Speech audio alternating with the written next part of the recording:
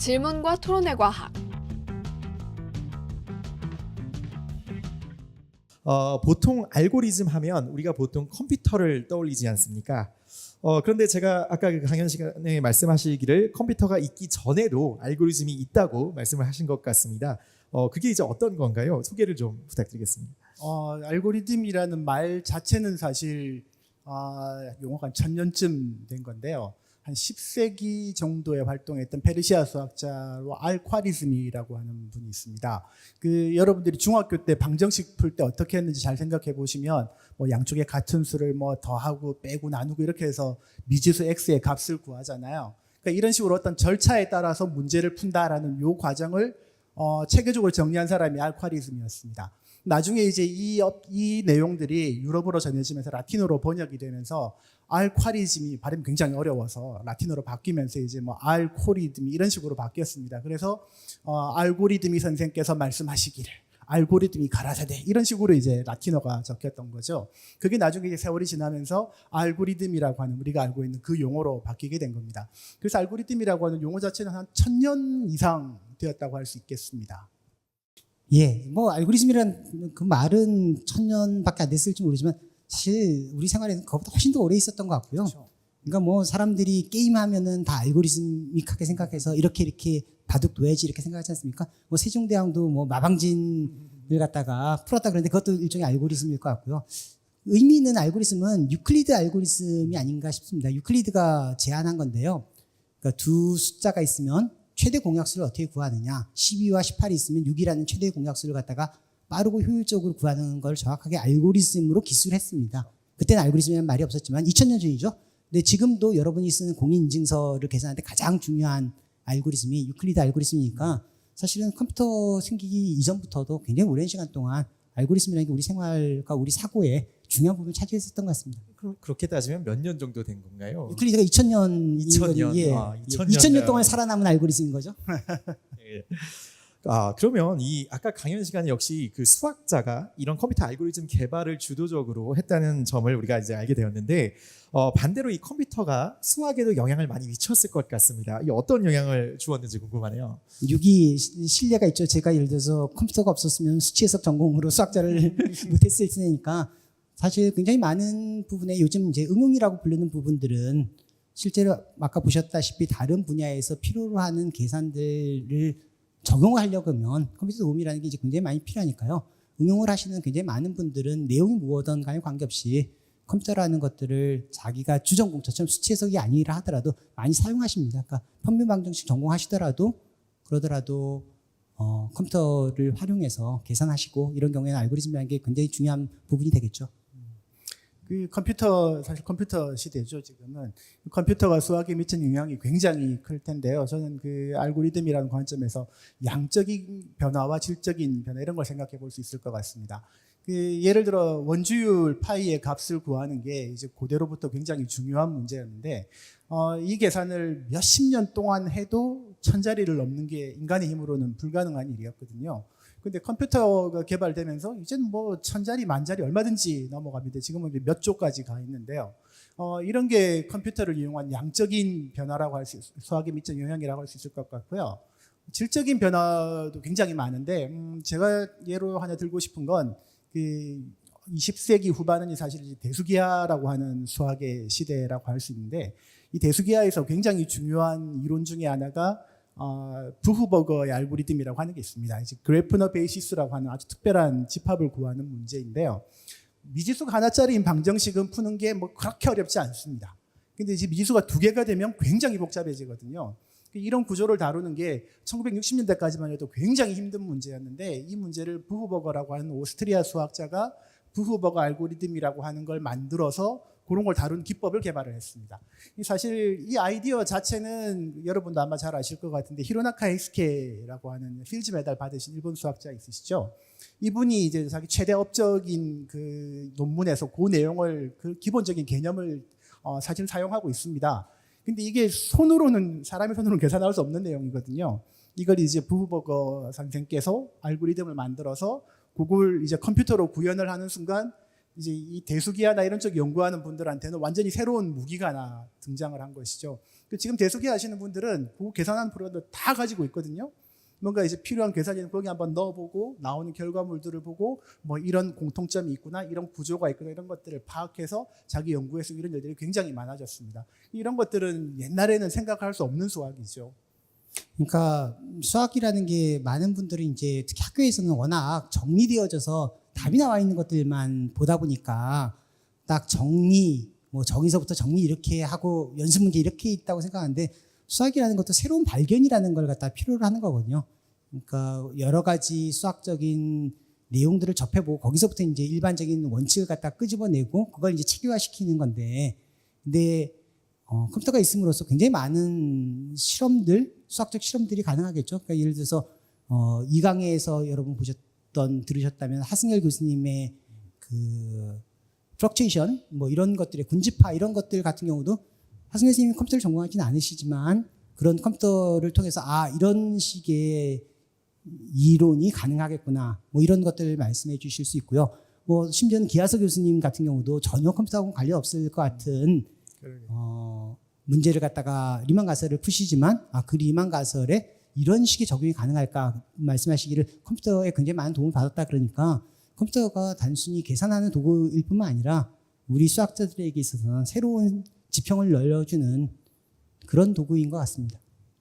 그 말씀 듣고 나니까 이런 생각도 좀 듭니다. 그러니까 저희가 뭐 스마트폰 사용하면서 전화번호를 잘 못 외우고 그다음에 이제 길을 잘 못 찾게 되듯이 그 수학자분들께서도 컴퓨터에 대한 의존도가 늘어나면 늘어날수록 아무래도 조금 수학적 사고가 좀 뭐 둔화된다든가 이런 반작용 같은 건 없을까요? 제가 할까요? 네. 사실 저는 원래 계산을 잘 못하기 때문에 컴퓨터가 계산기가 굉장히 많은 도움이 되고 있습니다. 사실 스마트폰 생기면서 전화번호 못 외우죠. 저는 제 번호도 잘 못 외우는데 근데 외우지는 못하지만 저장은 훨씬 더 많이 할 수 있잖아요. 예. 뭔가 좀 다른 방향에 도움이 되고 있는 것 같습니다. 뭐 세상 일이 다 그런 거겠죠. 어느 한쪽이 잘 안 되면 다른 쪽에 도움이 생길 수 있는 거니까요. 컴퓨터라고 하는 도구도 좀 그 이전과는 다른 접근 방법을, 다른 사고를 할 수 있도록 도와주는 그런 도구가 아닐까 생각을 하고 있습니다. 근데 그 점에 있어서는 좀 생각할 문제인 것 같은데요. 사실 수학자들이 제일 계산을 못합니다. 예, 그 이유는 계산의 결과에 집착하는 게 아니라 과정을 생각하기 때문에 사실 컴퓨터라는 거는 결과를 내는 데는 요긴하지만 과정을 생각하면 더구나 컴퓨터에다 그 과정을 알고리즘으로 심어주려면 어떻게 해야 되느냐는 굉장히 많은 생각을 필요로 하거든요. 그런 의미에서 수학자들에게는 컴퓨터가 계산을 빨리 해주는 도구가 아니라 계산을 빨리 하기 위해서 어떤 고민을 해야지 되는지 하는 식으로 접근되어질 것 같고요. 근데 지금 이제 많은 경우에 우리 같은 경우에 이제 수학이라는 거가 너무 빨리 학교에서는 답을 갖다 내는 식으로 이용되어지니까 그 점은 수학을 잘못 이해하고 있는 거죠. 최소한 수학자들은 그렇지는 않은 것 같습니다. 무엇이든 어떻게 쓰는지가 정말 중요한 것 같습니다. 자, 그럼 거꾸로 한번 생각을 해보면 수학이라는 것이 최근에서는 대부분 이제 알고리즘의 형태로 만들어지는지 이런 것도 좀 궁금해지는데 어떤가요? 일단 응용수학의 많은 부분들은 아까 이야기했듯이 다른 여러 분야에서 수학을 필요로 할 때는 그 결과를 갖다가 원하고요. 그 결과가 대개의 경우에는 현재 이제 손으로 할 수 있는 혹은 사고로 할 수 있는 범위를 넘어서는 경우가 많기 때문에 기본적인 개념은 충분히 갖고 있지만 내가 이런 모델을 통해서 이렇게 하면 이런 결과가 나올 것이라는 상상력은 존재하지만 구체적인 경우에 다들 적용하기는 어렵기 때문에 응용수학의 많은 부분들은 알고리즘화 되어져 있는 결과 혹은 그에 준하는 그런 식의 사고를 요구하는 건 맞습니다. 그렇지만 그거가 다는 아니고요. 네, 여기 반대도 말씀하셨듯이 응용수학을 하지 않으신 분도 알고리즘에 대해서 생각하시는 사실 저는 아까 나온 앨런 튜링이 정말 시대를 바꾼 천재라고 생각하는데요. 튜링이 이제 사실은 수학을 저는 둘로 이렇게 나눠줬다고 생각하는데 계산 가능한 수학과 계산 가능하지 않은 수학 그 차이가 무엇인지를 이론적으로 제시한 사람이라고 생각합니다. 사실 저는 전공이 정수론이니까 정수론에 굉장히 유명한 문제가 하나 있습니다. 여러분들 아마 들어보셨을 텐데 힐베르트라고 하는 수학자가 1900년에 20세기 수학자들이 풀어야 할 문제로 23개의 문제를 제시합니다. 그중에 10번째 문제가 무엇이냐면 어떤 주어진 정수계수 당 방정식의 해가 존재하는지 존재하지 않는지를 판정할 수 있는 알고리즘을 만들어 봐라. 이런 문제였습니다. 근데 너무 거창하죠. 이 되게 거창한 일들은 안 되게 마련입니다. 그러니까 사실은 그런 알고리즘이 없습니다. 근데 없다는 걸 어떻게 보이느냐가 문제가 되는 거죠. 이걸 하는 과정에서 미국의 줄리아 로빈슨이라고 하는 여성 수학자신데, 저는 여성이 수학 못한다는 말을 전혀 이해 못하는 사람 중에 한 명인데요. 줄리아 로빈슨이 여기에 굉장히 많은 업적을 세웠고요. 최종적으로 문제를 해결한 사람은 러시아 사람인 마티아세비치라고 하는 사람이 이 문제를 해결합니다. 이런 것들은 사실은 알고리즘이 아닌 수학, 알고리즘으로 표현할 수 없는 수학을 보여주는 거죠. 사실 제 전공 분야가 요거랑 뭐 약간 맞닿아 있기도 한데요. 만약에 그런 알고리즘이 힐베르트가 원했던 그런 알고리즘이 정말로 존재하는 거라면 전 먹고 살 수가 없겠죠. 다행히 그런 게 안 통하기 때문에 제 분야에서는 이 문제를 어떻게 풀 것인지를 머리를 좀 더 굴려야 되고, 그래서 월급 받고 살고 있습니다. 그러니까 부연 설명하자면 튜링 머신을 생각한 이유는 그걸로 문제를 풀 수 있다가 아니라 아까 같이 말한 힐버트 문제처럼 괴델의 문제를 이 컴퓨터로 많은 일을 할 수 있지만 이 컴퓨터로 풀 수 없는 문제가 존재한다는 걸 증명하기 위해서 생각했던 머신이거든요. 그러니까 모든 수학 문제가 다 알고리즘으로 바뀌거나 아니면 모든 수학자들이 알고리즘을 생산하거나 그래야지 되는 건 아니고 그렇지 않은 많은 수학적인 문제들을 생각해내는 거가 중요한 부분이죠. 아까 그 이준영 교수님 강연 중에도 이 알고리즘이라는 것의 어떤 용처, 그 많은 활용도를 이제 소개를 해주셨는데, 혹시 강연에서 다 다루지 못한 부분이 있다면 알고리즘이 어디에 쓰이는지 좀 더 덧붙여주실 만한 사례가 있을까요? 예, 뭐 알고리즘이 다른 분야들하고 공동으로 수학자들이 기여하는 분들은 굉장히 많고요.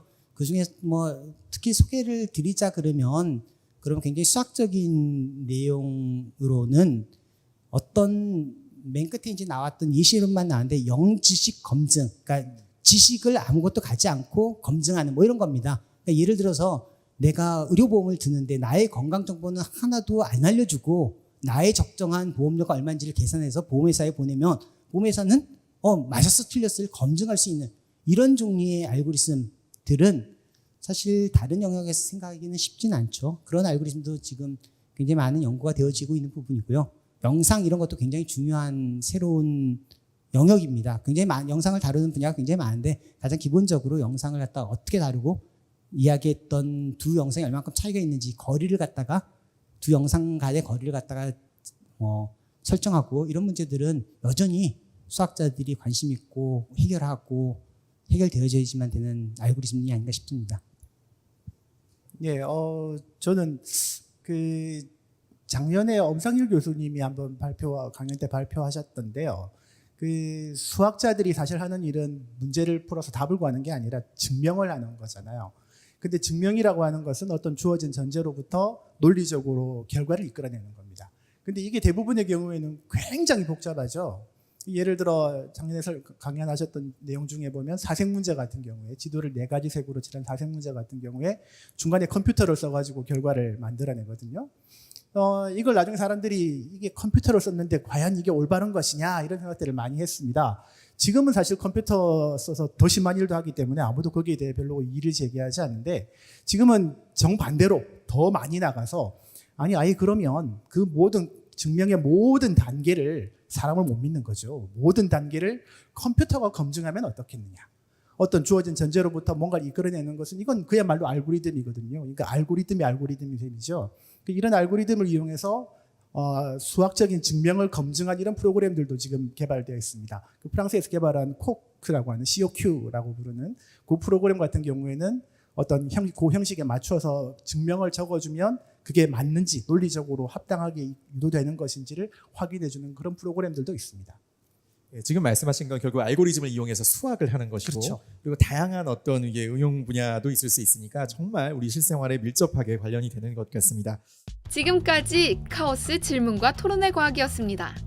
다음에 또 만나요.